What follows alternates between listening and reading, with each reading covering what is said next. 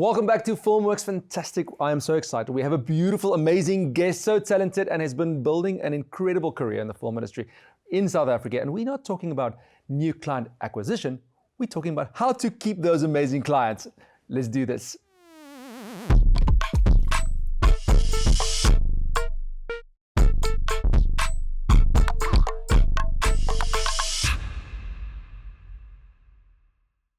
So I'm joined here today with Eugene van Deventer from Ducksoup Productions, and they have a vast array of clientele in South Africa to the extent that they actually have too much work. But Eugene is a master in really learning what true client needs are and then maintaining content to those clients, with some clients staying with their company for over 9 years. Eugene, it's so lovely to have you here. It's lovely to be here. It was lovely walking into your beautiful studio. We actually did some work here at Filmworks, and it was just a pleasure working with you. And then look at what happened. We're talking to each other because we can't stop talking to each other.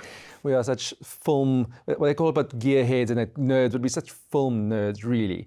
And it's been a journey actually with Eugene, because we studied together, even though with vast different degrees, we at the same time at university. So it's been a long time coming, and we've worked together before as well. But Eugene, one of the things that I love about this specific podcast is we learn as well. Our team learns, and we love to share this podcast because we want you to learn and become an incredible professional filmmaker. Our industry needs more professionals, guys that really push the envelope. But it's not just visually. It's really understanding how we can serve clients and how to maintain the trust with the clients, that keep on building those relationships, even though the individuals that we work with maybe shift. There are still new faces that we keep on trusting. So I'd love to learn more from you, Eugene. What is your approach and your methodology around building client trust? Well, I think as a young filmmaker, we always are like, oh, I want to create impact and I want to create these cool stories, but somebody has to feed you. And at the end of the day, if the clients aren't happy, then nobody's happy. You know that thing where if mama ain't happy, nobody ain't happy. Your client is the big mama, because once they're happy, everyone's happy. And through that happiness, you can create strong relationships, long-lasting relationships, and also just cool content. And that's that. When you get in that sweet spot where you can have a good relationship and good content, then it's just like like a marriage. So you have quite a bit of exposure to international clients as well. What makes the South African content landscape unique? What challenges are there, and how do you normally overcome them? I think we are better than we think we are. I think internationally we are quite trusted in hardworking, creative. There's so many movies that are anyways being shot and, and made here, and TV series. People want to work in our country because of our work ethic as well. And when we get overseas, I just see people are like, they love authenticity. They love that we just want to get stuff done. Just getting the work done. And I found that international clients, they also just want to get stuff done. And when you start engaging with an international client, they're like, you might think like, oh, I need to impress them. But in the end of the day, they just want to get stuff done. So I'm currently living with my moms or starting my career out. I've just scraped enough money together to get this nice camera that I want to start with. Where are the blind spots, do you feel? I mean, you've worked with many creators and many camera operators. Where are those blind spots from actually being able to scale this business, or at least keep myself busy and create a flourishing film career? That's actually a very good question, because I get to do with both successful, at-home videographers and the ones that don't make it. And I think the big differentiator is if you don't have work, your main job is to find work, number one. There is no such thing as, oh, I'm having a duvet day today. No. There is no such thing as, I've only got a 4-hour work week. It doesn't exist. There's this new term, associate photographer. That's a new thing. I don't even know what that was. But there's a new term, I'm a photographer and I am going to only do weddings for other companies. Okay. And then I said, all right, but don't you want a full-time job? How many weddings have you booked this year? No, only 4. This one lady said. And I'm like, all right, but are you struggling? Yes, I'm struggling. Well, I'll give you a job with a salary. No, I don't do that. All right, but then would you want to shoot? I don't get out of bed for less than 7,000 Rand. Okay. So it's like they've got this perception of what the world is like. They only have to work 1 day a week and they'll get 50, 60, 70,000 Rand a month in income for themselves. But it's not the truth. It doesn't exist. I have this friend, Retief, who says, like, honger like niemand se gat nie. If you don't have work, then you can't be stingy about work. Yeah. So just do the work. Yeah. Put in your 14, 15, 16-hour days, because that's what we did. That's what you did. Yeah. You know, you had to shoot the morning, edit the evening, shoot the day, edit the evening, and then your wife's like, can I help you? Yes, More please, coffee. coffee and sort the footage for me. I mean, my dog started barking for me. No. You know, it's a work ethic that isn't something that someone else will teach you or force upon you. It's something that you unfortunately have to do yourself. So tell me more about when there's no bookings at the moment. I'm waking up, there's blanco time. What do I do with that time now? Because I want this camera now to start sweating for me. Yeah, if you don't have a job, your full-time job is finding a job. Luckily, word of mouth spreads like wildfire. And word of mouth is not only quality. It's not about creative genius. Sometimes people just want a talking head into camera and they want 500 of it. And then just do it. You don't have to be a creative genius you don't have to be Tarantino. No. It would be nice. Yeah. But Tarantino only does, like, he's on his 9th movie. Yeah. Like, he's only done 9 projects. So, you know, there's not everybody's the Tarantinos, but some of us need to, like, find work, do the work, and find work and do the work. And then if you consistently do work, they come back. Yeah. And they come back and they're like, remember when we did that one? Can we have more of those ones? Yeah. How would I position myself as a filmmaker? I'm reaching out cold now to a business owner or someone in the marketing department. How can I position myself as valuable to them in terms of what I do, whether it's photography, videography? I don't know what their marketing strategy for this year is, if there is any. But what would you say? Obviously, we're building out word of mouth, but that means I had to get exposure from a bunch of people that really like my work. But I'm starting out cold, and I really want to start saying, listen, how can I build you? Do I have to start for free? Do I put a little bit of money to it just to get me going? Do I underprice my competitors? How would you see it? I think a big component is being honest. Honesty and ethics are a big component. If sometimes we say yes to the world and we'll sort out the problems later, and that always comes back to bite you. Sometimes evaluate if you are actually the good fit for this client.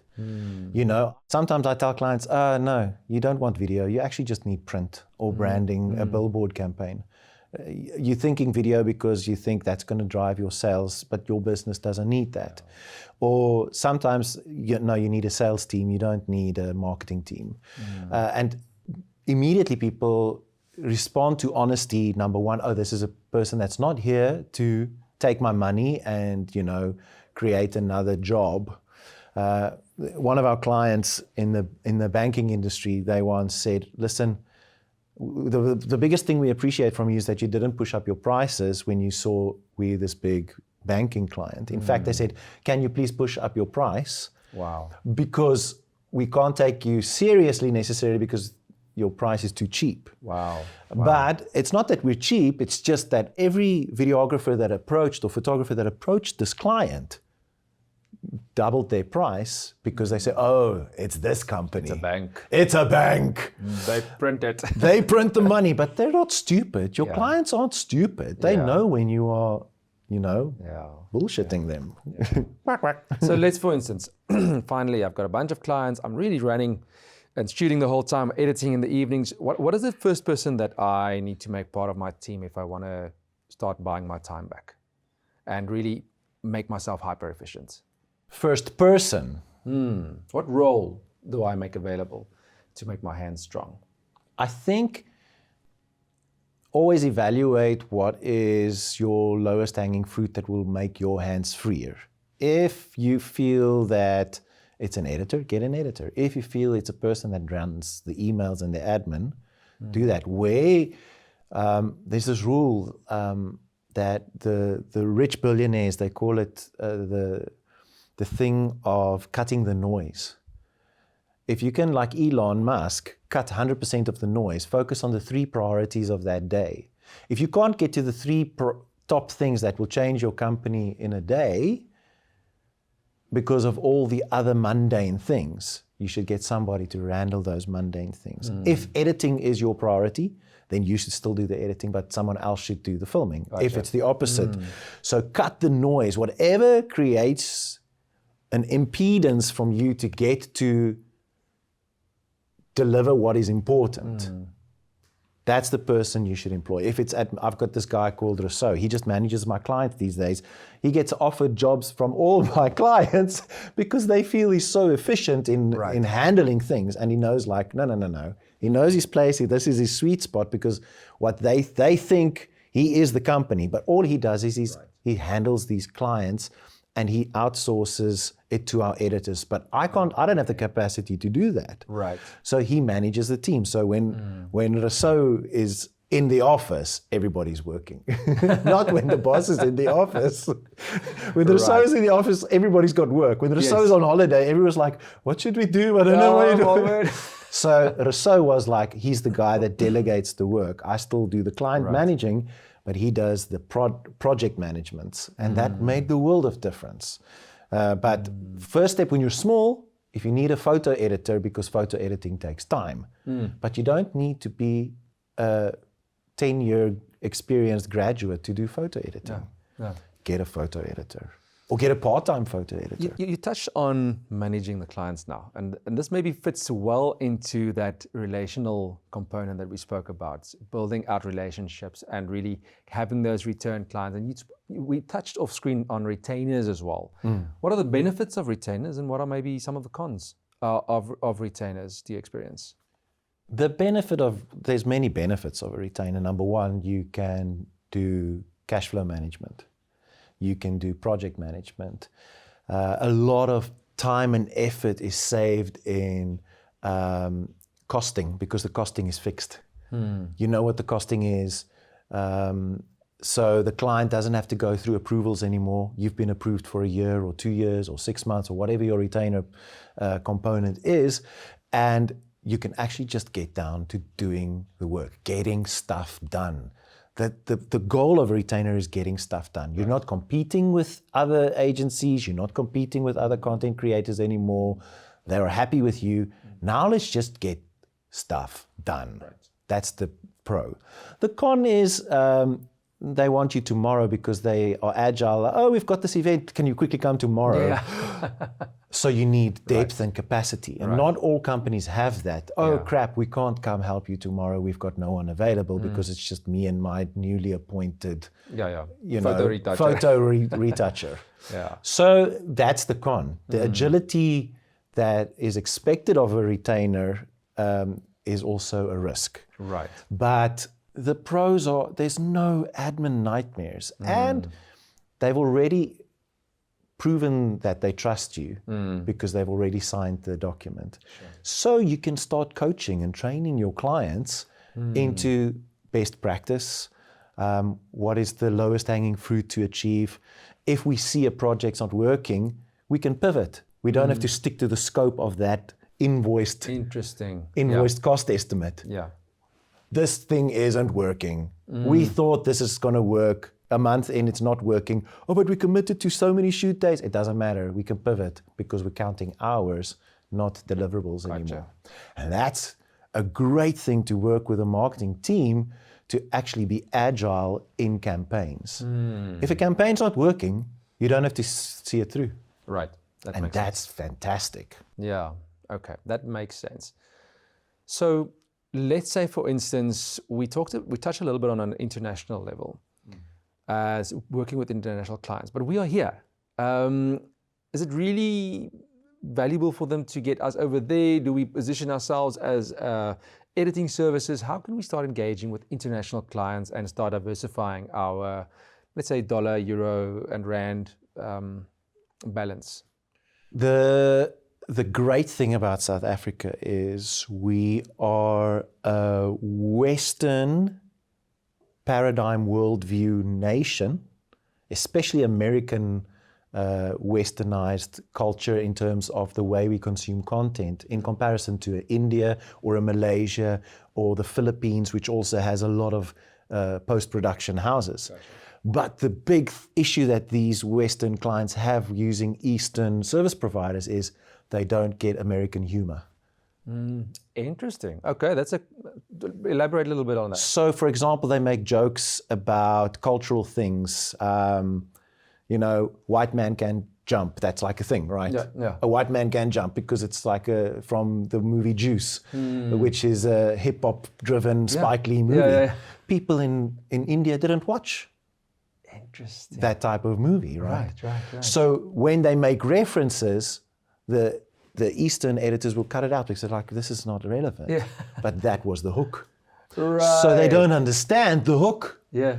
And what South Africa is so great is like we understand American and European culture because it's so intertwined in our daily living. Yes. And then we've got Eastern type of scaling in pricing. So we're not as expensive as Europe, we're not as expensive as America, but we still are just as good, if not better. Yeah.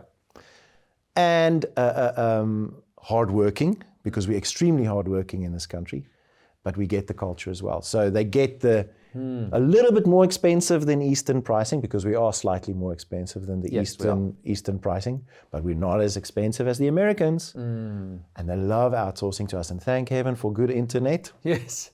That Dropbox or whatever service, cloud service, you can now edit large volumes of content. Yeah. And that's the two things. We understand the culture and we've got good internet. Yeah. Some remote places in India still doesn't have good internet, but they've got good editors, but they don't understand culture. Where do we dip our toes in this? How do we again, back to, it's basically like selling yourself, right? And how do we position this? Because certainly still, even though, yes, we do understand contextually and culturally all of this, there's still a bit of an Africanism cautiousness to first world and developed countries to working with us. How do we cross that barrier of trust and explaining the value that we offer? I think it's a cultural thing where us as South Africans are like, we apologize before we enter the room. Oh, excuse man, I don't want to intrude. Yeah. Sorry. Yeah. Sorry, can I say something? Yeah. In America, they're like, hey, I don't agree. Can I say something? Or I've got a different viewpoint. So I think it is a cultural thing, but it also makes us a little bit also easier to work with. So it has two sides to it. Thank heaven, just like online dating, I think I saw 75 or 85% of marriages are now, people meet on the internet now. Yeah. So are your clients. There's places like Upwork and what are those other... and similar, Yeah. Fiverr and those kind of Fiverr and those type of things, that is a good place to start to open your doors to international clients. But a great way into the international spheres, there's great vested interest in South Africa by international clients. Yeah. And they have branches in South Africa. True. So just have good relationships with these European and American countries or companies and make sure that you deliver consistent ethical work. And if your price is the same for person A, it's the same for B, it's the same for C, don't go into that evaluated client and then put your pricing according to how big or not big their company is, because you're going to run into a problem, A. And B is like, don't focus on the money, focus on the work. The money will come. If you consistently do work and you invoice these people, the money will come. Gotcha. So it feels like there's a massive shift happening in the industry at the moment where agencies are changing, the video companies starting connecting with clients directly. Talk to me about those changes and how we can adapt and make ourselves ready for this. I think the biggest change I've seen is that because of the speed and pace that content needs to be generated, communication channels have to become shorter. unfortunately, the effect is that there's no middleman that runs campaigns anymore. What's happening is that a big company will either employ its own videographers and photographers, running a big risk when those people decide to quit or move jobs, and then they have to retrain something, and then you realize, retrain a videographer, they have to retrain a photographer, and they don't get momentum in their company. The alternative was always, all right, we don't want to do that, let's get an agency, they'll run everything for us. But then the turnarounds are like, it takes 5, 6, 7 months just to get a campaign launched, but we need monthly campaigns. Yeah. We need constant rollout. So what I see is happening in the industry now is that the big company or the company would employ a social media specialist or a social media manager that connects directly to a content creation agency. Sure. So the campaigns are thought of in-house, I mean at the company. And then they want someone who they can trust, that knows the brand, because they don't want to onboard a content house every 5 weeks with a new campaign. They start building a retainer relationship with a content creation house where they say, all right, similar to our winter campaign, let's do our summer campaign. Because there's so much context already, so it's just a running start in terms of explanation, right? Yes, and when there's feedback, it is one WhatsApp, one email, one Frame.io link, 2 reverts, and the thing is live. Wow. Where in the past you'd go through the agency would do 5 or 6 reverts. Then the agency will take it to the client and there'll be 5 or 6 reverts. And that just took forever. Wow. And of course, the middleman ups your price by 20%, 30%. And if you do volume, because that's what's wanted now, if you do volume, the clients don't want to do campaigns anymore. They say it's too expensive. Sure. So the big shift in the industry is that the agencies are playing more in a consultation role these days and not in an operational execution role anymore. They will consult and say how we think this is the trend for the future. But then the specialist inside the company and the content creators, we've got our own in-house content creation team. You'll hear these words everywhere. Yeah, they don't say we have our own videographers anymore because they don't. Because they quit. These guys need to do everything. That guy does expo booths most of the time anyways, and he doesn't get to video. But then they say we've got our in-house content team. Right. And that's exactly what's happening. So the specialists are briefing the content creators and pushing volume because it's about just stories that last 24 hours. We need a new one. We can't post the same one we posted yesterday. No. And that's the whole change. So the agency model of we're going to shoot a TV campaign and then do billboard marketing, some people still do it and still do it well, but way less than in the past. If you think of social media, all the different platforms, the agencies, they tend to rather consult these days in that sense. In my opinion, I don't know, I'm not speaking on behalf of them, but I see that my clients are consulting big picture with agencies and not multiple deliverables. If we want 5 shorts a week, agencies don't deliver 5 shorts a week. No. They go to content creators. And that's where we then thrive in relationships and retainers, which turn into 1 year, 2 years, 5 years, and then a 4-day retainer turns into one of our clients now currently. Started as a 6-day retainer just to build their content library. And now we do, I think, 35 man days just for this one client. Which, because they saw the need and they saw the success of, we can just roll out content. And they always go overtime, even on the 35-day thing. But that means they've hit the mark and they feel it is working for them, so they ask for more. And of course, I didn't push up my price. The more days they have, the cheaper price they get. Wow. Okay. So an 8-day retainer package is way more expensive than a 10-day one. Interesting, yeah. Is way more expensive than a 12-day one. Yeah. And then they're like, how much for a 15-day one? Yeah. Can my other department also have a 15? And then they silo it. And then before you see like 4 of the departments, each have a retainer with you. Wow. So you went in and you went wide. Yes, and that's how you grow your business, by being reliable, valuable, you mustn't be expensive, and then just get stuff done. A quick story on that. Yeah. So my biggest client at the moment is in the construction industry. And the first shoot that we did for this client was a Heritage Day like event where people came in different, they come in their traditional way. If you're Xhosa, you come in your Xhosa clothing. If you're Afrikaans, you come in your Afrikaner. If you're Scottish. And they had a Yes Candidate. Yes Candidate is South Africa's like internship program for big companies. They give a little bit. And their Yes Candidate intern received me at the door. And I was like, hey, Gemotso! You know, like, nice to meet you, fantastic. We're getting to know each other at this Heritage Day event. She's now the marketing lead 8 years ago. And because we treated her well as an intern on her first week as a Yes Candidate at her company, she kept coming back to us. Well, we always loved you. Now she invites me to her birthdays. She does all these things because of good relationships and not, you know, exploiting people.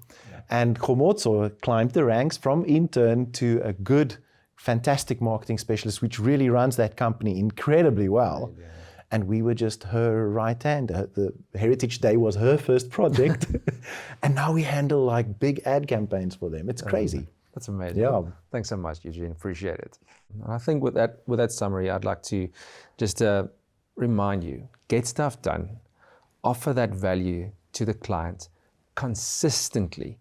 And the new person in the company that you are connecting with aren't necessarily the founder or necessarily even the marketing director. It's now the content person, and you must make that person's hands strong. There's a huge shift in the market at the moment that you must be aware of. Even though if you have that camera, always think about how you can bring value, and don't overprice yourself, but rather value the relationship higher.